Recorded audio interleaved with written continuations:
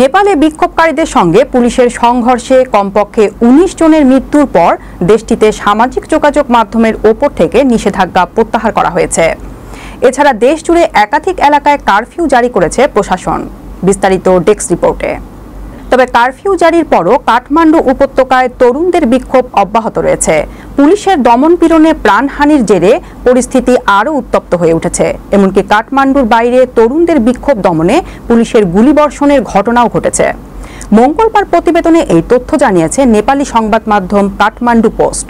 সংবাদ মাধ্যমটি বলছে, কারফিউ জারির পরও মঙ্গলবার কাঠমান্ডুর নিউ বানেশ্বর সহ উপত্যকার বিভিন্ন এলাকায় তরুণদের বিক্ষোভ অব্যাহত রয়েছে।